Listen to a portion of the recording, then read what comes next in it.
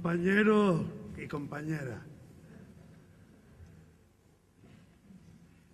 permitidme que considere este acto, este homenaje, como inmerecido. Lo explico en términos aritméticos. Le he dado al partido algunos de los mejores años de mi vida y sin duda algunos de los más penosos esfuerzos.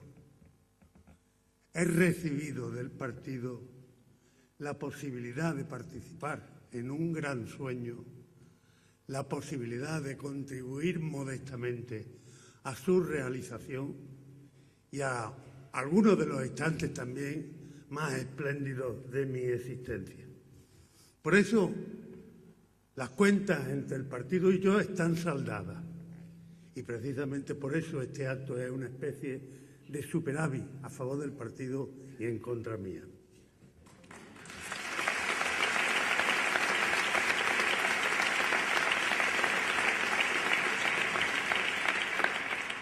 Yo quiero darle a este acto un sentido más positivo, más constructivo, que el que corrientemente tiene un homenaje con su punto de melancolía, su punto de tristeza, su punto de afecto y su punto de cordialidad. Y quiero que mis palabras respondan a qué nos ocurre. ¿Qué nos ocurre en Europa? ¿Qué pasa en este país? ¿Qué sucede en la política española? ¿Qué acontece dentro del Partido Socialista que a los socialistas y a sus electores nos tiene entre perplejos y estupefactos? Y trataré de contribuir humildemente con mis palabras a dar algún tipo de las respuestas que a mí se me ocurren y que no quiero decir que sean ni las únicas ni las mejores. Sé que también esperáis de mis palabras algunos apuntes de la historia de la refundación del partido en esta provincia y voy a empezar por ella. Hubo una época en que en este país había muchos españoles que nos considerábamos no como los que estaban fuera de nuestra frontera y no habían tenido más remedio que marcharse fuera de ella, pero sí como exiliados interiores.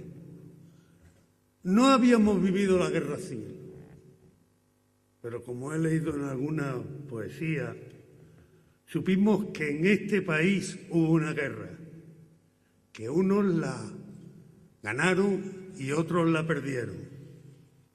Y muchos de nosotros decidimos perderla con ellos. A partir de esta reflexión que hacía nuestras las vicisitudes de los que habían perdido la guerra y que hacía nuestro también su ideario y sus esperanzas frustradas, se nos planteaba el problema de qué hacer. Y durante un cierto tiempo, algunos interiormente elegíamos lo que más publicitaba el régimen y lo que parecía más opuesto a la situación autoritaria existente, el comunismo.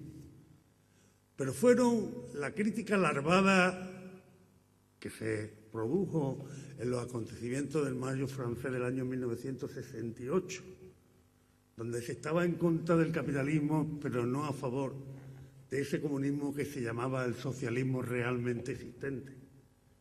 O más tarde, con lo último que hubiera podido ser el gran asidero y el gran pasaporte hacia el futuro del comunismo, el intento frustrado por los tranques soviéticos en Praga de construir un socialismo con rostro humano, a los que nos encontrábamos empáticamente en la onda de la izquierda comunista, nos dimos cuenta que ese no era el camino. Y nos quedamos en una situación de orfandad ideológica. Fue en esos momentos en que no sabíamos por dónde encaminar nuestra combatividad Cuando, curiosamente, en estos momentos vuelve a ser de actualidad, a través de un jesuita obrero en la provincia de Huelva, José María García Mauriño, entré en contacto con el PSOE, con el despacho de Felipe. Y era un poco lo que estaba esperando. Es decir, una izquierda contemporánea, que le gustaran las novelas que a mí me gustaban, que le gustaran los poemas que a mí me gustaban, que le gustara la música que a mí me gustara. Y que además pensara que la construcción del socialismo era una tarea ardua, en donde había que tener mucha paciencia para superar los errores que a veces se producían en la construcción del socialismo.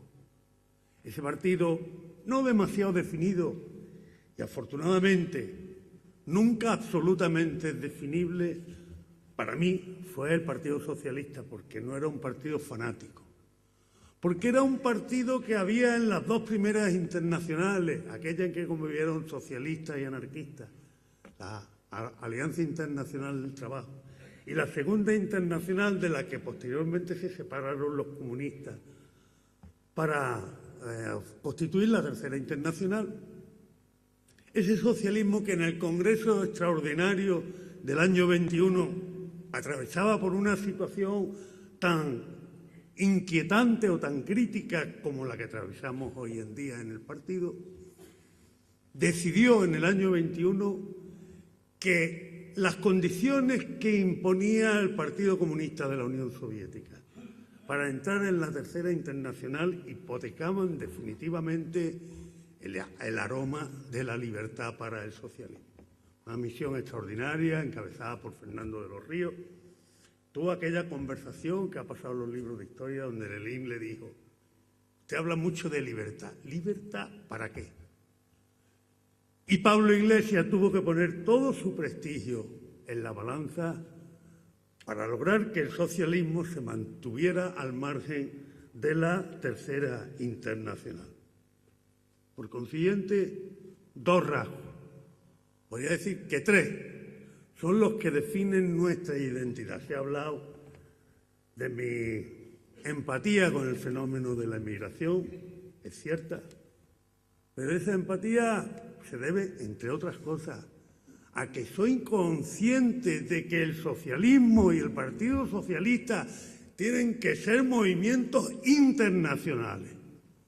Y, lógicamente, eso implica una regeneración de la Internacional Socialista. Tiene que ser un órgano vivo, tiene que ser un órgano activo.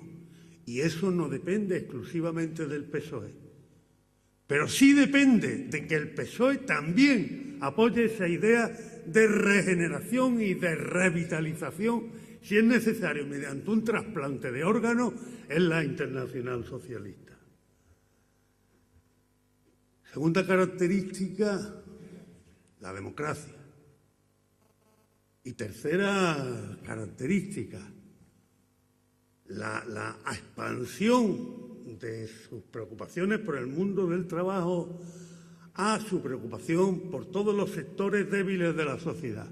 Y yo me siento muy orgulloso de pertenecer a un partido que es el partido de los que en la lucha por la vida son los perdedores y necesitan de un partido como este para que la condena a ser los perdedores no sea una condena a perpetuidad. Y claro que algo de lo que nos acontece se debe a que estas características de nuestra identidad no son percibidas con la necesaria nitidez por el pueblo. Creo que el partido, y he hecho estas reflexiones, que son las reflexiones que a mí me conducen a militar en vuestras filas, empieza en Huelva con ciertos retrasos respecto a lo que ya se estaba desarrollando el Partido Comunista, comisiones obreras, la Organización Revolucionaria de Trabajadores. Y, sin embargo, el partido se expandió de una forma meteórica. Los motivos, sin duda, fueron varios. Uno de ellos fue la memoria histórica. Cuando yo entro en el partido no hay nadie ni en el partido ni en la Unión General de Trabajadores. Pero sí hay mucha gente que se siente espiritualmente vinculados con las ideas del socialismo. La segunda razón de nuestro éxito, pues seguramente es la labor que se realiza por militantes socialistas, entre ellos mi mujer, profesores de enseñanza primaria, pertenecientes al Partido Socialista o no pertenecientes al Partido Socialista, en los centros de enseñanza, y que van creando una conciencia en la juventud de que es necesario cambiar y crear una alternativa a la sociedad existente en nuestro país en esos momentos. La siguiente característica, pues sin duda, mi despacho y su vinculación con las plataformas democráticas que existían en Huelva. Incipientemente democráticas, porque teníamos tan poca experiencia de la democracia que muchas veces nuestros actos no podían ser considerados como claramente democráticos. La librería Saltés, el Estela Maris, y que durante bastantes años nuestro despacho laboral fue el despacho de todas las organizaciones políticas y sindicales que luchaban contra el franquismo en la provincia de Huelva, lo que me hizo, evidentemente, ensanchar la mirada para entonces y para después. Y la sigo teniendo ancha, y os recomiendo que tengáis una mirada ancha y alta. Es decir, que la política no sea una especie de pelea de vecindad que nos embrutece, que haya una confrontación legítima de ideales, que haya un altruismo. Eso es absolutamente indispensable y es necesario elevar la categoría moral de la polémica política en este país. En mi despacho tuvo, además de las personas que se han mencionado, una persona que hoy me honra con su presencia, que es José Manuel Amores. Y a través de mi despacho y del partido entré en conexión con otro despacho laboral en Málaga, de una persona. Una me dijeron, tú tienes que hablar con esta persona, dije, esto a mí me huele a CIA. Me hablaron de una persona perteneciente a la Marina Española, que era abogado, que había montado una cooperativa de libros en la provincia de Huelva. Y entré en contacto con esa persona y descubrí una persona maravillosa que ha navegado conmigo en esta singladura de la vida socialista, que es quien durante muchos años sería luego secretario general del Partido en Andalucía, que hoy también nos honra con su presencia, que es Carlos San Juan. Otra de las circunstancias que influyó en el desarrollo del partido en la provincia de Huelva fue nuestro, capacidad imaginativa para realizar la propaganda, que nos dio muchos votos para el futuro y algunos nos quitó definitivamente. Me refiero, por ejemplo, a un acto de propaganda que los compañeros escalaron una obra en construcción en el antiguo mercado que hay al principio de la avenida Cristóbal Colón, con un sofisticado reloj de arena, y en un lado estaban las octavillas que íbamos a tirar y en otro lado estaba el saco de arena que iba lentamente decantándose. Pero no se contó con el factor meteorológico. La lluvia vino a alterar el equilibrio y las octavillas cayeron masivamente impregnadas de agua cerca de una señora que seguro que no nos ha votado en su vida. Otra de nuestras imaginaciones propagandísticas, esto se lo debo al compañero Juan Manuel Seidedo, el compañero Paco Rufete, el compañero Fernando González Vila, fue un sistema de una especie de bandeja cogida por dos especies de alambre de los que vemos en las perchas y adaptada a las dimensiones de los coches, digamos, de más alta gama que entonces circulaban por Huelva, el Seat 1400 y el otro que le sucedió, que ya no me acuerdo cómo se llamaba.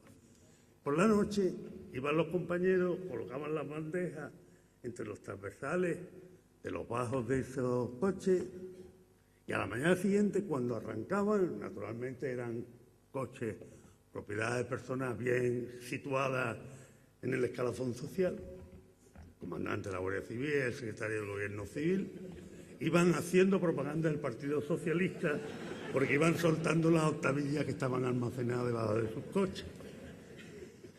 Hubo una queja de la entonces llamada Policía Armada. Decía, bueno, está bien que tiren las octavillas, pero, hombre, que nos las metan dentro del cuartel nos parece exagerado. Y hubo otro momento también de gran éxito propagandístico, porque a medida que mi despacho se iba caracterizando como el colaborador de todos los movimientos obreros que se montaban en la provincia de Huelva, empecé a recibir llamadas anónimas que al principio me impactaron muy negativamente, diciendo que me iban a rajar la cara, me iban a cortar los huevos, no sé cuánto, no sé qué. Mi mujer, el primer día se fue a la puerta de una compañía de seguros a las 8 de la mañana a esperar a que abrieran para asegurar la casa contra incendios. Y seguro que el que le hizo la póliza pensaba que estaba medio tonta, porque los representantes de la compañía de seguros se mataban para conseguir una póliza. Y de pronto había dado con una cliente que le estaba esperando desde una hora antes. Y no sabía en qué aventura la estaba embarcando esa clienta. Bueno, pues en una ocasión, recién elegido yo para la Comisión Ejecutiva Federal de UGT,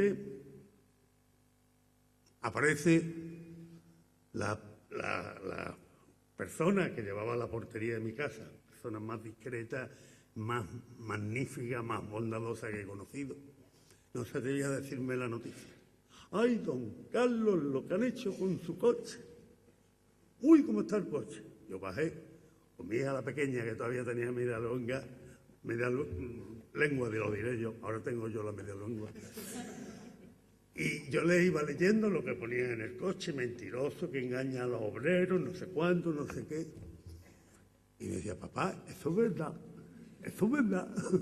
Bueno, pues cada vez que atentaban contra mi coche, pues se organizaba rápidamente en la industria del polo, en otras empresas de Huelva, una colecta que le han tropeado el coche al Navarrete, que se lo tenemos que arreglar. Y hacía una recogida de dinero, llegaba y me entregaban el dinero para arreglar la rueda, que era lo que normalmente trajamos. Pero esa vez no, esa vez fue mucho más. Y llegaron rápidamente con el dinero y dije, mira, como otras veces, solamente para las ruedas. Pero, hombre, la carrocería, las pinturas, nada, las pinturas no me estorban. Me parecen insuficientes. Yo le voy a poner algunas más. Y efectivamente, le puse un letrero en la parte de adelante que decía, tercer atentado de la ultraderecha contra este coche. Y otro en la parte de atrás, que decía, este es un ejemplo de la educación fascista. Me paraba con el coche delante del Gobierno Civil, la comandancia de la Guardia Civil. Era gracioso ver cómo miraban por otra parte. Siempre se formaba un corrillo, yo dejaba allí el coche un rato aparcado para cosechar los resultados. Y cuando llegaba siempre había una viejecita que decía, yo no sé nada de política, pero desde luego lo que le han hecho a este muchacho no está nada bien.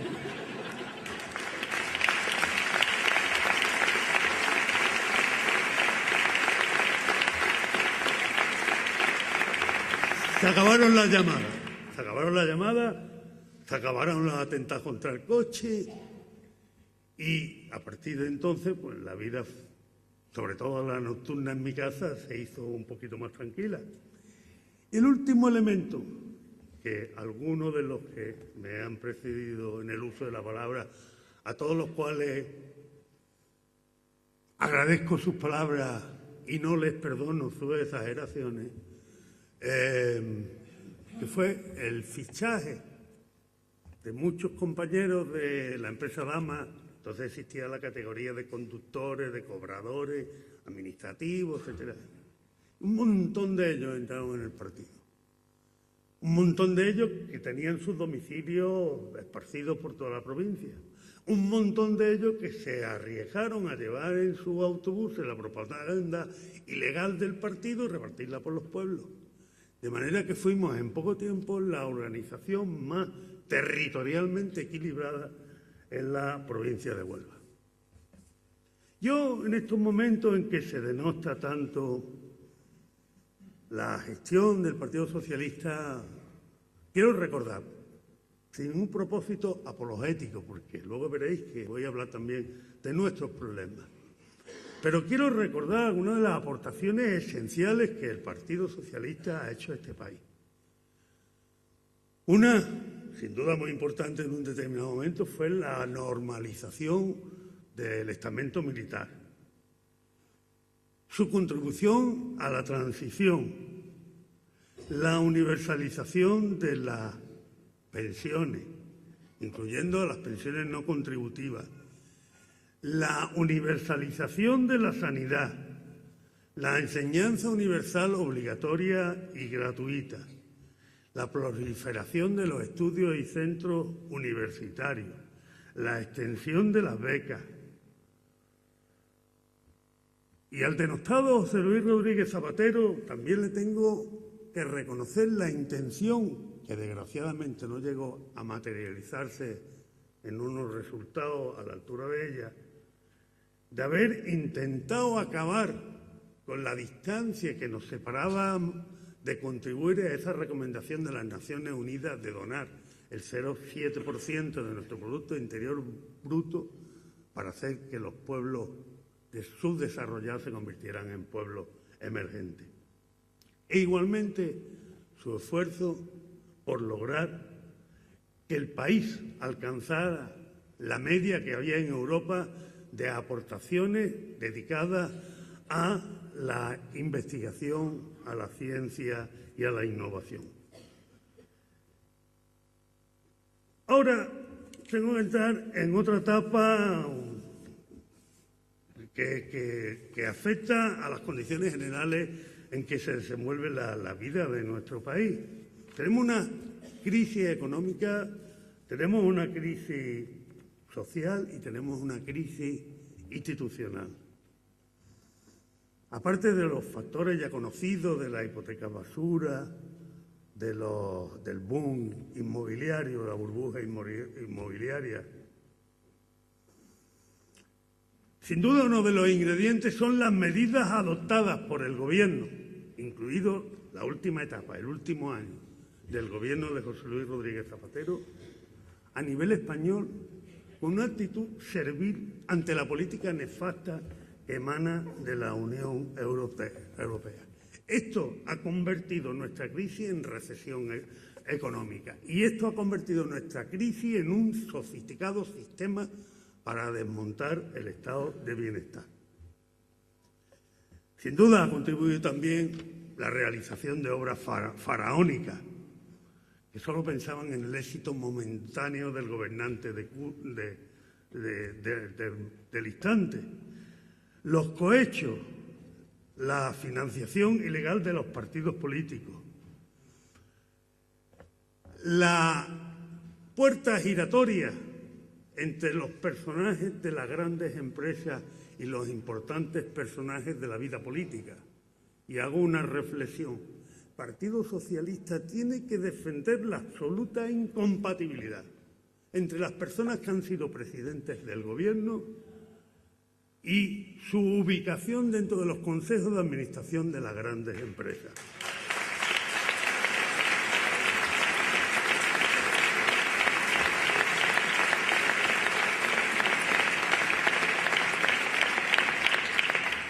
Hemos llamado el fanatismo de que solo lo privado es bueno a la ausencia de empresas pilotos que en el ámbito de la energía, en el ámbito de la banca, en el ámbito de la telefonía, puedan decir, por ahí no, hay que ir por este camino.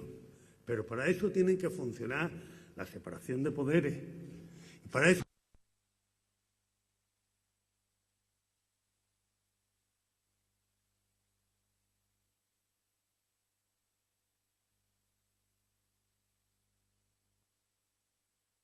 de la vida social española el drama del desempleo. Y hay crisis institucional. La monarquía está tocada. En el Poder Judicial no hay excesiva confianza, porque el Poder Judicial incluso muchas veces es injusto con algunos de sus miembros. Perfectos. Perfectos no hay nadie. La perfección no existe, la perfección es una mentira. Pero más perfectos que otros muchos magistrados y jueces que siguen en los tribunales impartiendo justicia, sí que lo era. Y lo han jubilado.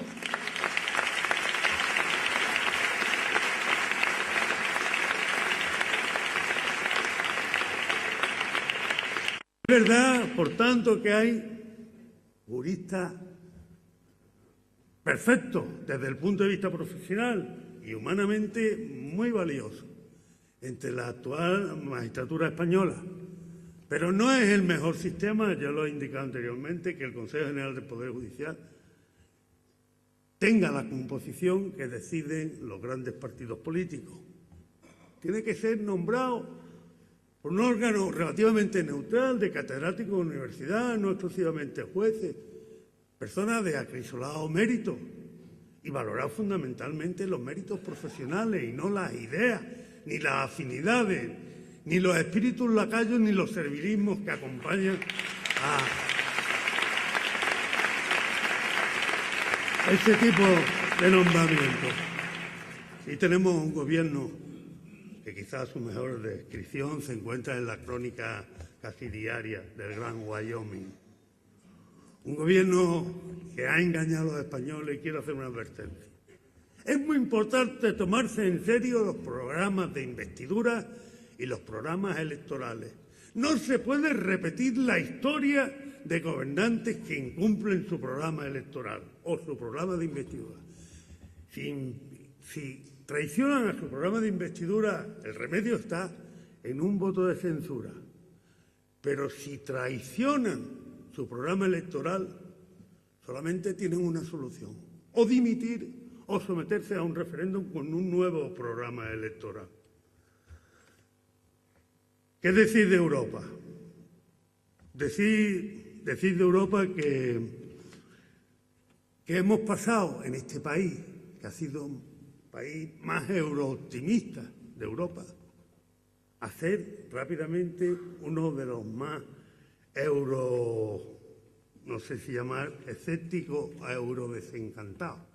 Quizá lo más correcto es llamar eurodesencantado, pero el fenómeno es tan grave, que hoy afecta a la totalidad de los países miembros de la Unión Europea. No hay uno, ni uno siquiera, en la Unión Europea que sea más partidario de la confianza en las instituciones europeas que de la desconfianza en ellas. ¿Por qué se ha llegado a esto? Evidentemente por una política errónea. Se ha llegado a esto porque se ha creado un Banco Central Europeo que tenía que estar al margen de la vida política, que no podía ser elegido, para que no fuera satelizado, pero que está satelizado por Alemania, por los banqueros de Alemania, por los banqueros de Francia, que están oprimiendo a Portugal, que están oprimiendo a Irlanda, que están oprimiendo a Grecia, que están oprimiendo a España. Eso no puede continuar. Es necesario reubicar políticamente al Banco Central Europeo. Y tenemos como último ingrediente de la crisis institucional, y quiero ir acabando, a la estructura territorial del Estado. Estamos jugando en un campo de fútbol que no es el nuestro. Yo me acuerdo de que el nunca suficientemente llorado Plácido Fernández Villaga, primer presidente de la Junta de Andalucía, me decía un día, ante las acometidas de los grupos nacionalistas, en ese momento había grupos nacionalistas en todas partes, decía: Carlos, preocupa mucho, incluso dentro de nuestro partido, la igualdad entre los territorios del Estado. Pero hay una despreocupación absoluta por la igualdad entre las personas que constituyen la sociedad española. Y ese es nuestro campo de fútbol, ese es nuestro territorio. No entran en la disputa de cómo tiene que ser la configuración territorial del Estado. En último caso, si no hay más remedio que entrar, entraremos, pero sepamos siempre que ese no es nuestro objetivo fundamental y que no nos vamos a dejar engañar, porque lo importante es las oportunidades de inversión que tenga este territorio o el otro. No, nuestra referencia, cada vez más ausente en la boca de nuestros mayores dirigentes, es la igualdad entre las personas, es el ámbito que el Partido Socialista tiene que reconquistar para salir de la crisis que nos asalta. ¿Y por qué digo que la estructura territorial del Estado no es nuestro problema? ¿Y por qué puedo decirlo esto sin el horror de sentirme como una persona desprovista de patria? No, yo lo digo desde el convencimiento de que tengo una patria, pero mi patria no es el territorio definido por unas fronteras, porque soy internacionalista y porque considero que todas las personas que son iguales ante el nacimiento o ante la muerte, ante el dolor o ante el sufrimiento, son seres humanos que tenemos que defender por igual, cualquiera que sea su origen, el color de su piel o su manera de hablar.